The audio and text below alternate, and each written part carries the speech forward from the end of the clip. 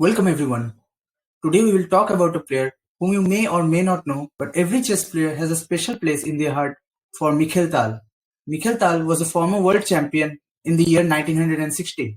Known for his aggressive gameplay, Mikhail Tal changed the way that chess was perceived.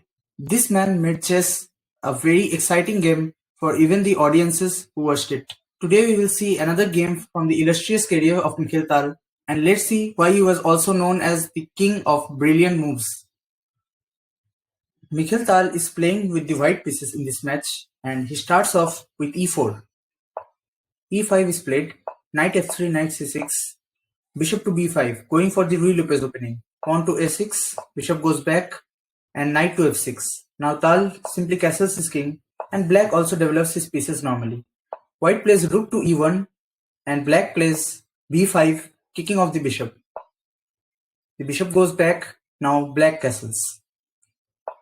Mikhail Tal tries to occupy the center, starting with the c3 move. And now black plays a very provocating move, that is d5 straight away.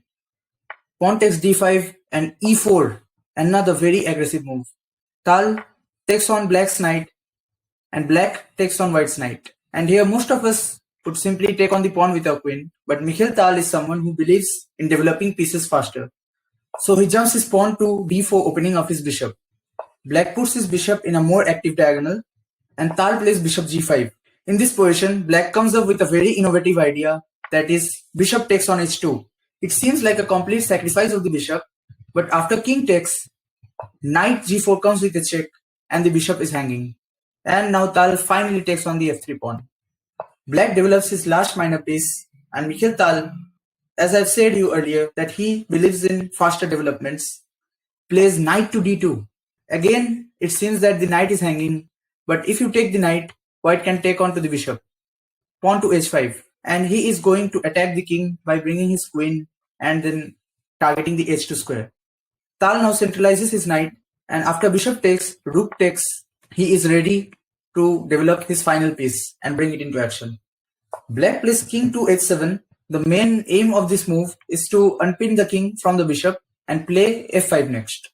And Tal now brings his bishop in a diagonal, which is again targeting the king. Black again plays king to h8. The rooks are connected in the open file, and now black finally plays f5. Tal straight away infiltrates with his rook and targets the c7 pawn. f4 played. d5. White aims to create passed pawn on the c and the d file. Black finally comes with his queen on the h4 square and targets the h2 square, but Tal simply doesn't care about these threats. He pushes his pawn to d6. Queen h2 check. The king goes to f1. Notice that if now black plays queen to h1 check, the white king can simply escape this position.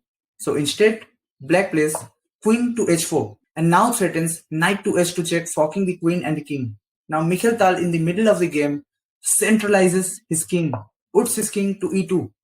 Black plays rook to d8, a very strong move in this position. It targets the d6 pawn, and notice that this pawn cannot move to any of the square because the rook is also hanging.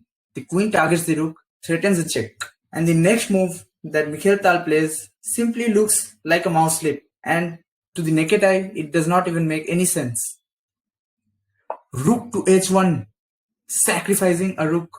What is this move? Black takes on the rook, and now it starts to clear up.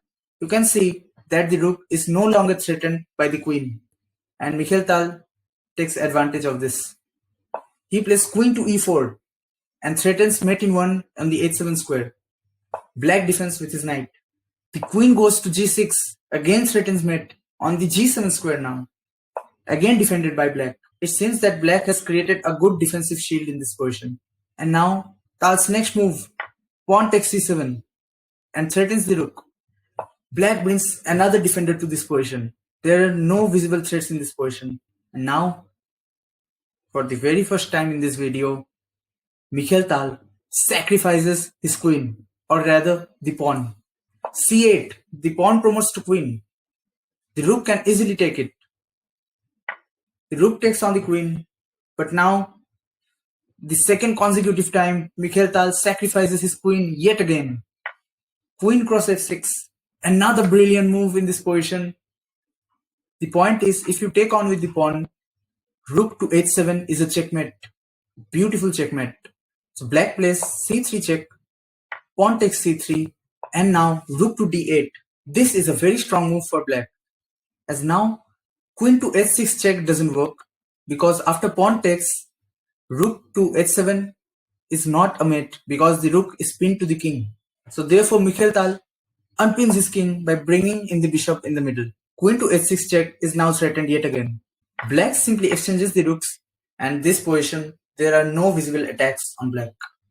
Queen comes to c1, and now Mikhail Tal plays queen to e5, threatening the h5 pawn. Some checks are given by the black queen, and the king finally runs to safety.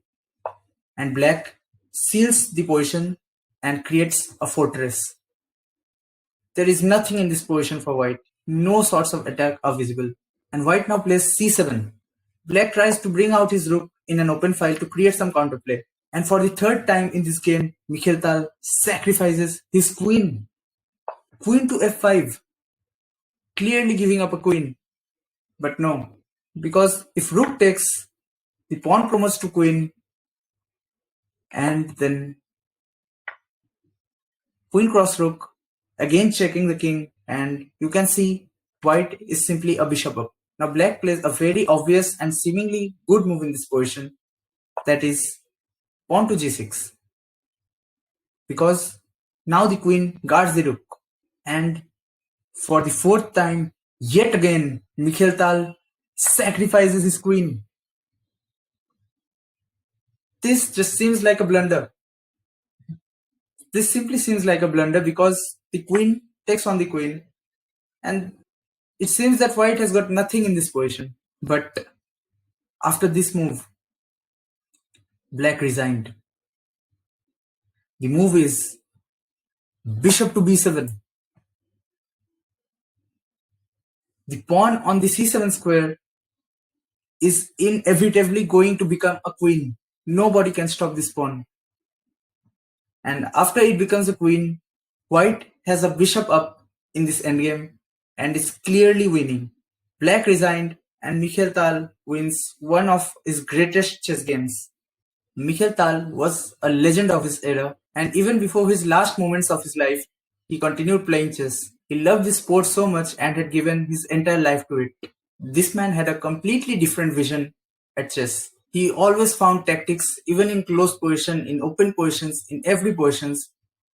This man just revolutionized the way chess was played. This was just one of his brilliant matches, and I will bring more such matches of Mikhail Tal for you. So that's all for today. Cheers.